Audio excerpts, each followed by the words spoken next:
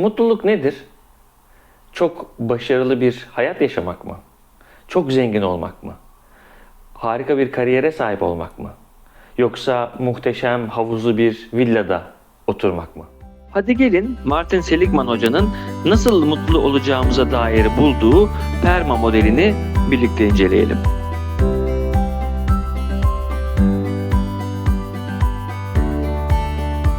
Pozitif psikolojinin kurucusu Pennsylvania Üniversitesi'nden Martin Seligman Hoca'nın nasıl mutlu olacağımıza dair yapmış olduğu çalışmalarla bulmuş olduğu bir model var.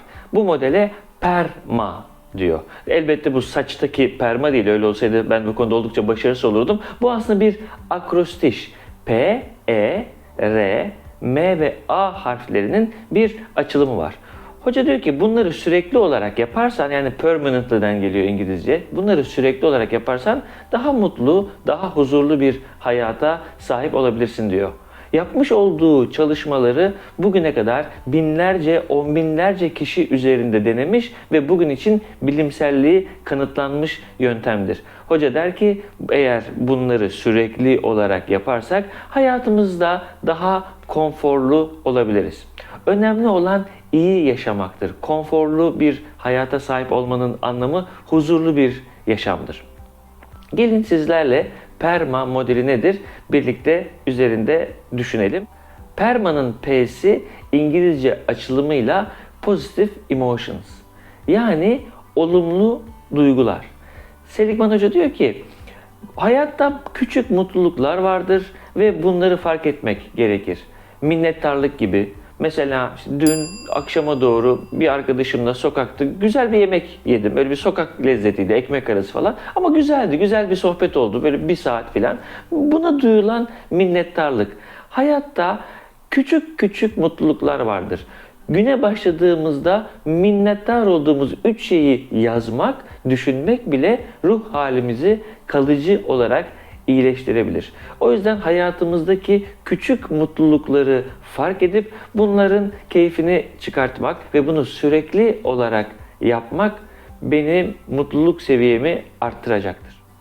PERMA'nın ikinci unsuru engagement İngilizcesiyle ya da flow da diyor buna hoca. Aslında bu bizim gün içerisinde Türkiye'de çokça kullandığımız bir kelime. Akış diyoruz buna ama akışı ne kadar doğru kullanıyoruz çok da emin değilim. İşte akışta kalalım, akışta kal, akışına bırak gibi kelimeler var, cümleler kullanıyoruz. Fakat bu aslında ne demek? Nereden çıkmış?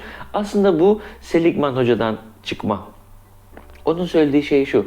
Diyor ki akışta kaldığın bir şey bul. Yani zamanın nasıl geçtiğini anlamadığın, yorulmadığın, acıktığını hissetmediğin, tuvalete gitmek ihtiyacını hatırlamadığın bir uğraş bul ve bunun üzerinde yoğunlaş.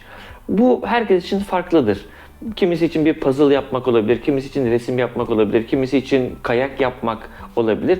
Zamanın nasıl geçtiğini anlamadığın bir uğraş bul ve onunla meşgul ol. Bu bir hobi olabilir elbette. Örneğin video oyunları akışa aslında çok iyi bir örnektir. Çünkü zamanla zorlaşır fakat yapamayacağım kadar da zor değildir. Dolayısıyla o oyunu oynarken zamanın nasıl geçtiğini anlamam. Tam bir akış. Ancak tabii uzun vadede bana çok sağlık getiren, iyilik getiren, fayda getiren bir uğraş değil. Ancak konsepti anlatmak için söylüyorum. Bizim zamanın nasıl geçtiğini anlamadığımız bir uğraş bulmamız. Bu kimisi için gitar çalmak da olabilir. Böyle bir uğraş bulup bununla vakit geçirmek ve bittikten sonra ancak zamanın nasıl geçtiğini anlamaktır. Aslında mutlulukla ilgili yanlış bildiğimiz şeylerden bir tanesi şu: mutlu olmaya çalışıyoruz. Fakat mutlu olmaya çalışarak mutlu olunamaz. Bir şey yaparım, geriye dönüp baktığımda o beni mutlu eder. İşte akış teorisinde de böyle. Bir işle uğraşıyorum, diyelim ki bir dağa tırmanıyorum. Onu yaparken çok farkında değilim, zor bir iş. Fakat bittikten sonra geriye dönüp baktığımda diyorum bu harika bir deneyimdi. O yüzden hepimizin akışta kalacağımız bir hobi bulup, bir uğraş bulup buna yapışması, bunu sürekli hale getirmesinde fayda var. Ki bence maalesef Türkiye'de çok fazla hobi sahibi değiliz. İlkokuldan itibaren okulda çok fazla vakit geçirip ödevlerle, sınav stresiyle çok fazla uğraşıyoruz ve bu bizim bir hobiye sahip olmamızı engelliyor. Bir yaş ilerledikten sonra da bir hobiye sahip olma alışkanlığımız maalesef gelişmiyor. Fakat bu bizim daha mutlu bir hayat yaşamamıza yardımcı olabilir. PERMA'nın R'si İngilizcesiyle relations, yani ilişkiler. Sevgi, empati, paylaşım, etrafımda birlikte vakit geçireceğim birilerinin olması. Bunun için illa evli olmama, illa çocuklu olmama, illa kalabalıklar içinde olmama da gerek yok. Çünkü insan kalabalıklar içinde de kendisini mutsuz ve yalnız hissedebilir.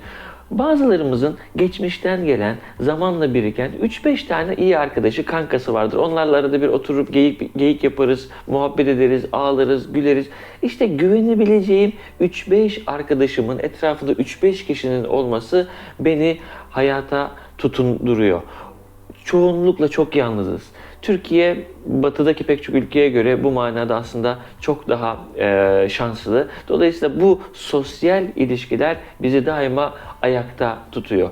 Bununla ilgili Harvard Üniversitesi'nin yapmış olduğu bir araştırma var. Belki onu daha sonra başka bir yayında daha ayrıntılı olarak anlatırım. 75 sene süren bir araştırması var Harvard Üniversitesi'nin 1938'de başlayan.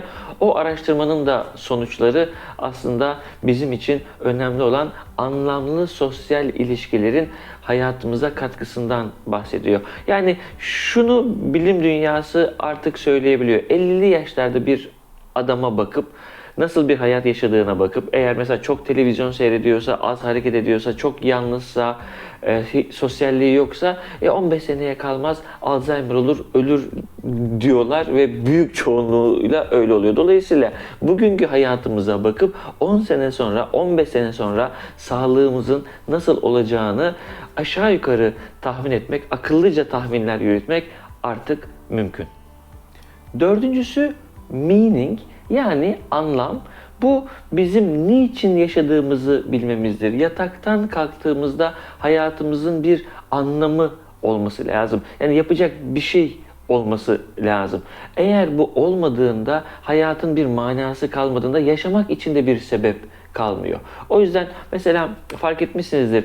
Emekli olup daha sonra hiçbir şey yapmayan insanların çok hızlı bir şekilde sağlıklarını kaybedip çöktüklerini. Çünkü beni sabahleyin yataktan kaldıracak bir amacımın olması lazım. İlla bir yerde bordrolu çalışacağım, maaş çalışacağım diye bir şey yok. Ancak yine de hayata katkı sağlamak ve sabahleyin yataktan kalktığımda yapacak bir işimin olması gerekir. Bununla ilgili mesela Viktor Frankl hocanın yapmış olduğu bazı çalışmalar var. Kitabında da bahseder, İnsanın Anlam Arayışı kitabında. Evsiz ve depresyonda olan insanlardan bahseder. Bu insanlar son derece yoksul ve sokakta yaşıyorlar.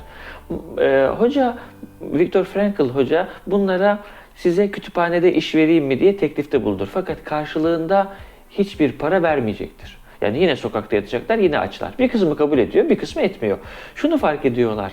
Bir süre sonra kütüphanede çalışanların stres seviyelerinde ciddi düşme, depresyonlarında azalma görülüyor. Hala sokakta yaşıyorlar, hala açlar, hala paraları yok. Fakat bir anlam var. Çünkü sabahleyin kalkınca kütüphaneye gidiyorlar. Orada etrafı toparlıyorlar, kitapları raflara diziyorlar. Bir işe yarıyorlar. Hayatlarının bir anlamı var. Ve bu anlam bizi hayatta tutuyor. Ve son unsur başarı, accomplishment, achievement, PERMA'nın A'sı. Yani burada hedef koymak, ilerleme hissi yaşamak. Ben mesela satış yaptığım yıllarda beni çok mutlu eden bir unsurdu bu. Yani bir şeyi başarıyorum, bir satış gerçekleştiriyorum, birini bir şeye ikna ediyorum. Bu sadece dışsal ödüller için değil. Yani bir şey sattığımda dışarıdan bana prim verdiler değil. İçsel bir tatminle alakalı. O yüzden hepimizin hayatında küçük küçük başarılara ihtiyaç var. Bunun illa maddi bir getirisinin de olmasına gerek yok ama bunu ben başardım, bunu yaptım, 3 kilo verdim, bunu yapmakta başarılı oldum. Birini bir şeye ikna ettim. Bu kitabı okudum, bitirdim. Bu YouTube videosunu çektim ve yayınladım. Bu tür küçük başarılar insanın mutluluğuna muhakkak ki katkı sağlayacaktır. Seligman Hoca'ya göre mutluluk bulunmaz. Mutluluk inşa edilir. Her gün küçük küçük adımlarla. Mutlu olmaya çalışarak mutlu olunmaz. Amaç mutlu olmaya çalışmak değil, her gün Bu küçük adımlarla, bu permada bahsettiğimiz bunları küçük küçük adımlarla yaptığımızda mutluluk bize gelecektir. Siz bu konuda ne düşünüyorsunuz? Bugün perma açılımındaki hangi olguyu kendi hayatınızda uygulayacaksınız? Lütfen düşünün ve yorumlarda buluşalım.